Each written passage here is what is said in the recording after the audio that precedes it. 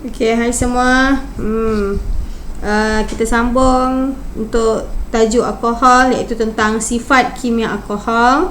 Okey, sifat kimia alkohol yang pelajaran lepas kita dah belajar tentang penamaan alkohol. So kita nak sambung dengan sifat kimia alkohol. Okey, alkohol sebenarnya kita dah belajar hari tu, dia boleh disediakan melalui kaedah penghidratan. Okey, kalau kita ingat lagi masa kita belajar alkena, okey, alkena salah satu sifat kimia dia adalah penghidratan alkena. Di mana alkena ni di macam ni ya. Okey, C kamu tengok betul-betul H. Okey. Penghidratan bermaksud kita tambah air. So dalam air ini kita ada HOH. So yang ini dia akan serang dan yang ini dia akan serang. So dia akan membentuk etanol. Itu yang bermaksud dengan penghidratan alkena. So penghidratan alkena dia adalah tindak balas yang bermangkin. Cikgu tunjuk sikit dia adalah tindak balas yang bermangkin, di mana dia tambah gas etana dan steam ataupun air lah, dia steam untuk menghasilkan alkohol. Dan di sini kamu kena ingat di mana dia wajib ada dia punya mangkin, iaitu asid fosforik pekat. Cikgu ulang balik, asid fosforik pekat pada suhu 300 dan juga tekanan 600 atm lah. Okey, so di sini adalah kaedah penyediaan yang pertama, di mana penghidratan alkena. Okey, untuk tindak balas di dalam makmal, kita boleh menggunakan kaedah yang kedua, iaitu kaedah penapaian. Kaedah penapaian kita boleh buat di dalam makmal, di mana kita hanya perlukan buah-buahan yang masak ataupun kita ataupun makanan yang berkanji lah. Di mana kenapa kena ada makanan berkanji? Kerana kita nak ambil di situ dia punya apa? Dia punya glukosa. Kita nak cari dia punya glukosa. Okey, apabila glukosa ini kita masukkan, kita tambahkan, dia mesti ada yeast. Kita tengok sini. Okey, ni dia. Dia mesti ada, kita tengok kita nak ambil glukosa, kita tambahkan dengan sedikit yeast. Okey, kemudian kita kena tutup dia betul-betul dan kita alirkan dengan air kapur, supaya kita nak tengok air kapur itu menjadi keruh akibat kehadiran gas karbon dioksida. Okey, dan ini adalah kaedah langkah pertama langkah pertama. Okey, di sini kita perlu biarkan selama 3 hari lah. Okey, ini cikgu dah sertakan di sini. Cikgu sertakan dia punya prosedur. Okey, ini kita kena biarkan selama 3 hari kaedah yang tadi. Okey, selepas itu di sebelah sini okey, kita perlu sulingkan dia, sulingkan alkohol tadi. Tengok, kita perlu sulingkan dia dan kita kena turas. Kita kena turaskan dia. Turaskan di dalam, masukkan dalam hasil turasan, masukkan ke dalam kelalang dasar bulat. Ni dia, kelalang dasar bulat ni.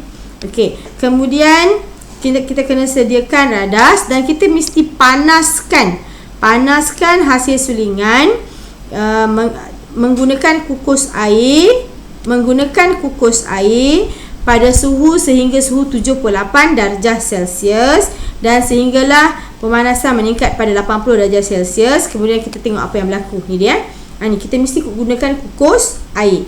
Kita sulingkan dia. So kita akan dapat hasil sulingan, inilah dia punya alkohol. Itu kaedah di dalam makmal, di mana kita namakan dia itu sebagai kaedah penapaian. So cikgu ulang balik. Ada dua, penyediaan alkohol. Ada dua. Satu, kaedah penghidratan.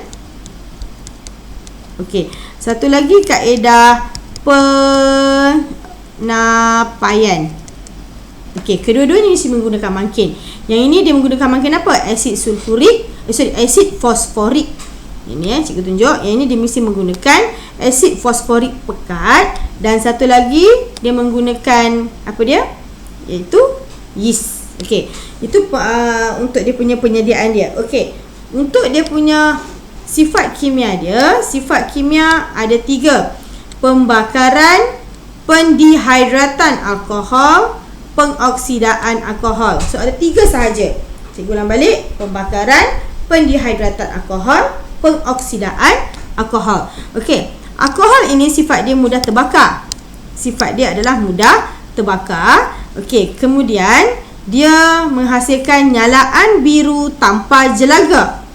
Nyalaan biru tanpa jelaga, di mana pembakaran lengkap dia akan menghasilkan karbon dioksida dan wap air. Karbon dioksida dan air lah, dan wap air.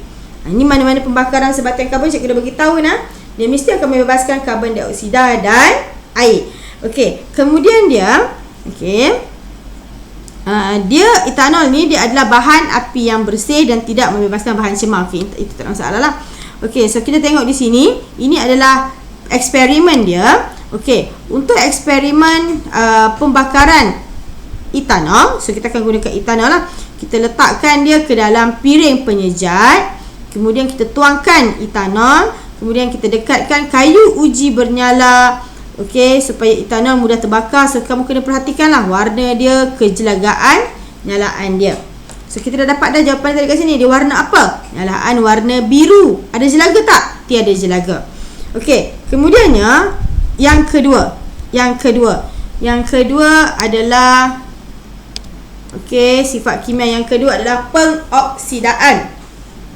Okey, pengoksidaan dia adalah di mana dia penambahan oksigen, okey, dengan menggunakan ejen. Di sini kita menggunakan ejen pengoksidaan kalium dikromat beresid. Dia mesti ada perkataan beresid lah.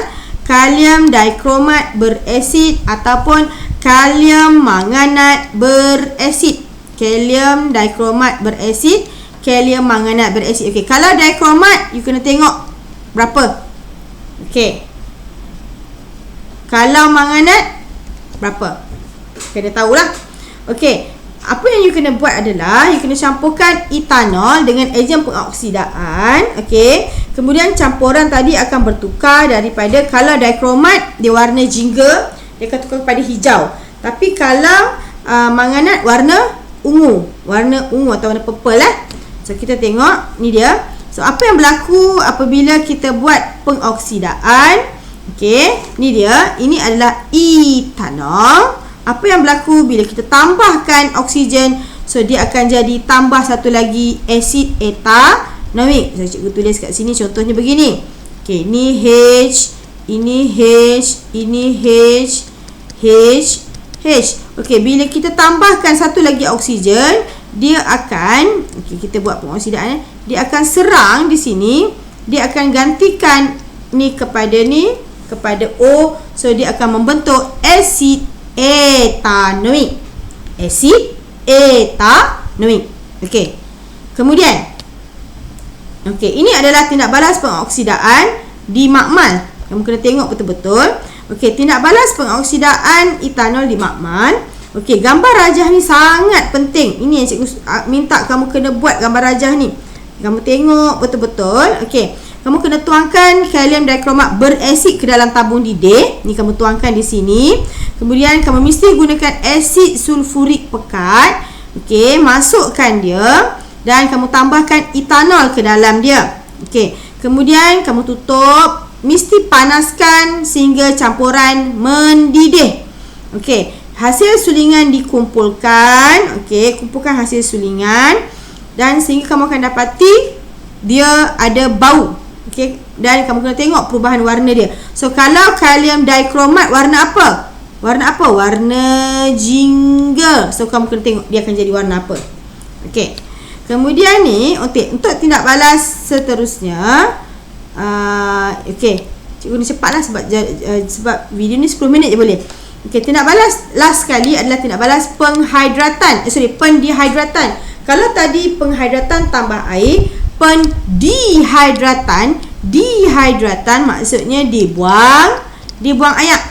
Okey, dibuang air, di mana dia tukarkan alkohol tadi kepada alkena, dia terbalik balik. Kalau tadi penghidratan dijadikan Daripada alkena dia akan jadi alkohol. Tapi kalau pendehidratan daripada